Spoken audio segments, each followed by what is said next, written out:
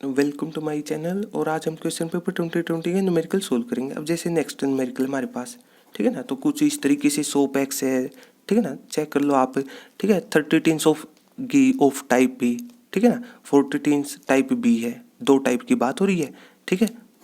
ये वर्ड काम का है फिर भी देखा जाए, सही है। उसके बाद एक सोप वाई है, जैसे सिंपली समझ रहा हूँ न्यूमेरिकल को इस तरीके से है कि एक सोप एक्स है, एक सोप वाई है, इस तरीके से, सही है। सोप एक्स में जैसे 30 टीन है टाइप ए के, तो 30 टीन है टाइप ए के, इस तरीके से 40 टीन है टाइप बी के, ठीक है। फिर सोप वाई में इसी तरीके से 50 टीन है टाइप ए के, ठीक है। इसके बाद 60 टीन है टाइप बी के, इस तरीके से।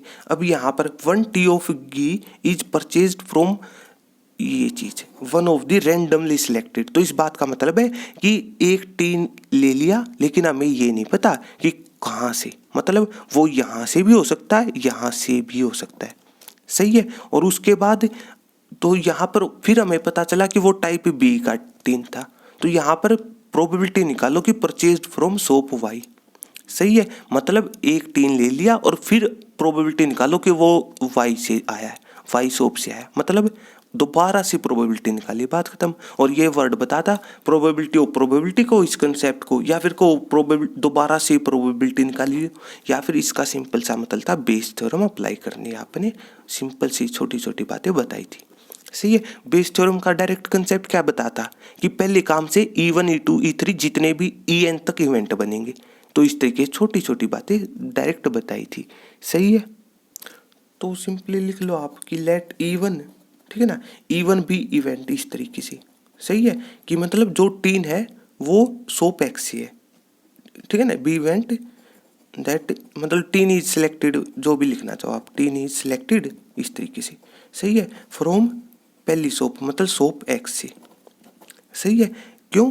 क्योंकि डायरेक्ट ही बताया था कि पहले काम से E1 E2 E3 बनेंगे। पहला काम हुआ क्या, सोचो ना, टीन निकला, लेकिन टीन या तो पहली सोप में से आया होगा या फिर सोप वाई में से, सही है। तो पहला काम इसलिए।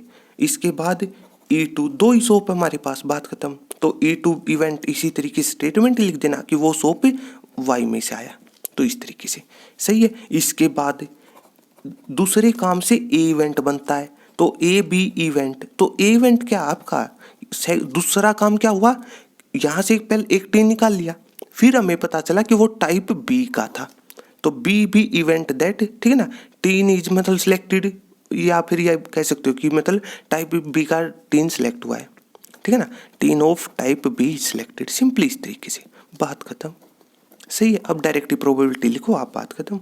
तो डायरेक्टली लिख देना कुछ इस तरीके से, प्रोबेबिलिटी ऑफ E1, तो E1 क्या हो जाएगी, दोनों ही प्रोबेबिलिटी, पहली सोप और दूसरी सोप, बात मतलब दोनों की बराबर होगी, तो मतलब डायरेक्टली 1/2 लिख सकते हो आप, और वो भी E2 की, सही है। ये तो जितनी भी मतलब डिवाइड में ऊपर 1 रहेगा फेवरेबल केस के लिए, और डिवाइड में टोटल जितनी भी हो, जितने मतलब पहले काम में जितनी इवेंट बनी हो, तो नीचे वो वैल्यू आती है। ये नॉर्मल न्यूमेरिकल में तो सेम मिलेगी, सही है। और स्पेशल न्यूमेरिकल कौन से होते हैं, जब कंडीशन अलग हो तब वैल्यू बदल सकती है, सिंपल से मतलब बताए थे इस चीज़ का।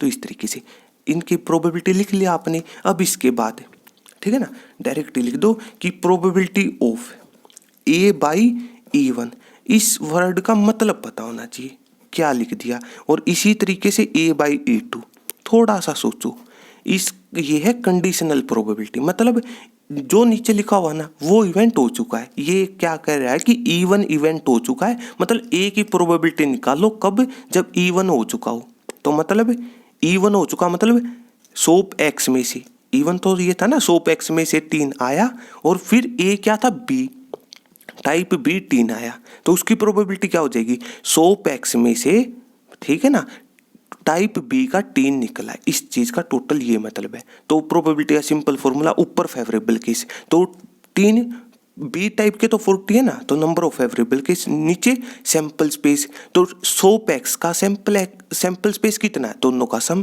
ठीक है। टोटल टीन तो 70 हमारे पास है, वो टाइप है वो टाइप भी, हमें कोई मतलब नहीं, इस चीज का ये मतलब है। अब इसी तरीके से ए बाई E2 क्या हो जाएगा, ए बाई E2 का मतलब है E2, ए की ए इवेंट की प्रोबेबिलिटी निकालो कब, जब E2 हो चुका हो, और कंबाइन करो तो मतलब सोप वाई में से टाइप बी का 10 निकालो, तो नंबर ऑफ फेवरेबल केस 60 हो जाएंगे। टाइप बी के तो 63 है, सही है। और नीचे सैंपल स्पेस वाई का, वाई में से निकला है, तो दोनों का सम मतलब टोटल 10 कितने हैं वाई में, 50 प्लस 60 कैलकुलेशन। तो इस तरीके से अब डायरेक्टली आप प्रोबेबिलिटी लिख देना, बेस थ्योरम वाला फॉर्मूला। मतलब क्या निकालना आपने यहाँ पर, ठीक है ना, कि मतलब हमें यहाँ probability that it is from purchased from shop Y, मतलब प्रोबेबिलिटी निकाल लो आप यहाँ पर, अगर इन चीज़ों के हिसाब से मिलाना चाहते हो, मतलब प्रोबेबिलिटी निकाल लो सोप वाई के लिए E2 इस तरीके से। लेकिन E2 की तो निकाल लो, लेकिन कब, जब टाइप बी मतलब जब ए इवेंट हो चुका था, मतलब दोबारा से प्रोबेबिलिटी निकाल लो, दोनों में अंतर है, पता होना चाहिए आपको। तो डायरेक्ट बेस थ्योरम वाला फॉर्मूला अप्लाई करो, वैल्यू निकाल दो, सही है। तो सिंपली लिख सकते हैं आप, ठीक है ना, यूजिंग बेस थ्योरम, मतलब बेस थ्योरम का फॉर्मूला अप्लाई करना आपने डायरेक्टली, सही है। तो बेस थ्योरम का फॉर्मूला लिख दो आप, जैसे हमें किसकी चाहिए प्रोबेबिलिटी, E2 की निकालने, लेकिन कब, जब ए हो चुका हो, तो इस तरीके से। और इसका सिंपल सा मतलब ऊपर लिख दो प्रोबेबिलिटी ऑफ E2 और इनटू में अपोजिट कर दो, अपोजिट कर दो इस चीज़ का, इस तरीके से, सही है। और डिवाइड बाई टोटल, तो मतलब टोटल सोप एक्स के हिसाब से और सोप वाई के हिसाब से, तो simply E1 into A by E1, सही है। और एक बार प्रोबेबिलिटी ऑफ ये चीज़, ये फैक्टर हमेशा ही रिपीट होता है, सिंपली ऊपर वाला फैक्टर कहीं ना कहीं रिपीट जरूर होगा, तो इस तरीके से, सही है। वैल्यू पुट करो और डायरेक्टली कैलकुलेट करो। प्रोबेबिलिटी ऑफ E2 कितना था, 1/2 था, A/E2, ठीक है ना, जैसे A/E2 कितना था, 60/110 था, ठीक है। तो जैसे आपके ऊपर 60/110 लिखो, या फिर इस तरीके 11 भी लिख सकते हो, बात एक है, ठीक है ना। कैलकुलेशन है, नीचे E1 की प्रोबेबिलिटी जो भी आई हो और इंटू A/E1, ठीक है। और वो थी जैसे 40/70, 4/7 लिख सकते हो उसको, प्लस का साइन, सही है। और फिर ये फैक्टर एज इट इज, सही है। कई यहाँ पर कभी भी कट मत कर देना, कैलकुलेशन आसान रहेगी उससे, ताकि ऊपर नीचे जो एलसीएम लोगे वो कैंसिल हो जाए, सही है। तो मतलब यहाँ पर 22 एलसीएम आएगा ऊपर नीचे भी, सही है। तो इस तरीके मतलब वो आपके ऊपर डिपेंड है, जो भी चीज़ सोच सकते हो यहाँ पर, तो इस तरीके से। तो मतलब ऊपर कितना हो जाएगा, लिखना चाहो तो आप इस तरीके से लिख सकते हो, और डिवाइड में कितना हो जाएगा यहाँ पर एलसीएम, ठीक है ना, 14, सही है।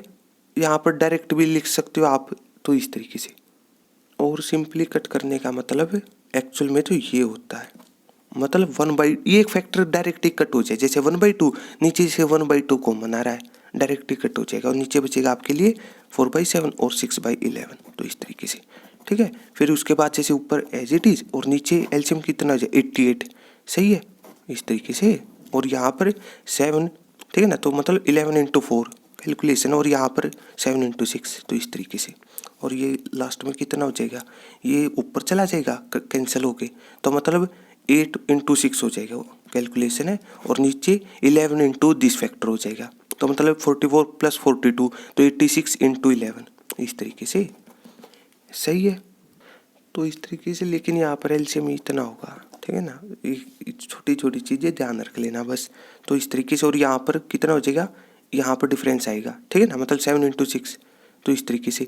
लेकिन जैसे ये वैल्यू चेंज हो जाएगी, 6 × 7 का काम कर देगा, इसका ये मतलब है। तो 42 रहेगा, तो मतलब 42 और डिवाइडेड बाई ये चीज़ भी ख़त्म होगी, ठीक है ना, तो इस वजह से। और ये 7 ऊपर मल्टीप्लाई में हो चुका है, तो डायरेक्ट ये चीज़ 42/86 देख लो कि कौन से फैक्टर से डायरेक्ट कैंसिल हो रहा है, जैसे 2 से, ठीक है ना, तो 21/43 ये आपका आंसर रहेगा। तो इस तरीके से, तो मतलब यहाँ पर बेस थ्योरम में बस कुछ नहीं, सिर्फ टारगेट क्या न्यूमेरिकल का, ये तो जो भी वैल्यू आई हो ये कुछ नहीं, ठीक है ना, कैलकुलेशन है, सही है। तो मेन क्या है, सिर्फ ये बता था कि जब भी बेस थ्योरम आपने अप्लाई करनी हो, हमेशा ही केवल इतना सोचो, 2 काम होंगे, सही है। पहले काम से E1 E2 E3 जितने भी En तक इवेंट बनेंगे, इस तरीके से, सही है। उसके बाद दूसरे काम से ए इवेंट बनता है, बात खत्म। और फिर आगे स्टेटमेंट होती है कि दोबारा से प्रोबेबिलिटी निकालिए, या फिर कह सकते हो आप इसको कि प्रोबेबिलिटी ऑफ प्रोबेबिलिटी, जो भी हर चीज़ डिटेल में बताई थी। तो इस तरीके से सही है। और यहीं पर मतलब हो सकता है किसी को अल्टरनेट मेथड चाहिए, मतलब इस चीज़ का मतलब है क्या, ठीक है ना, वो चीज़ भी पता होनी जरूरी है। वैसे देखा जाए तो वो जरूर आप चेक कर सकते हो, जो क्विक रिवीजन की प्लेलिस्ट है वहाँ पर प्रोबेबिलिटी वाले कंसेप्ट में चेक कर लेना आप, वहाँ से सारी चीज़ें समझ में आ जाएंगी। तो इस तरीके से सही है, और इसी तरीके से हम नेक्स्ट न्यूमेरिकल सोल्व कर लेंगे। तो अगर आपको मेरी वीडियो अच्छी लगी तो इसको लाइक कीजिए, अपने दोस्तों के साथ शेयर कीजिए और मेरे चैनल को सब्सक्राइब कीजिए। तब तक के लिए थैंक यू।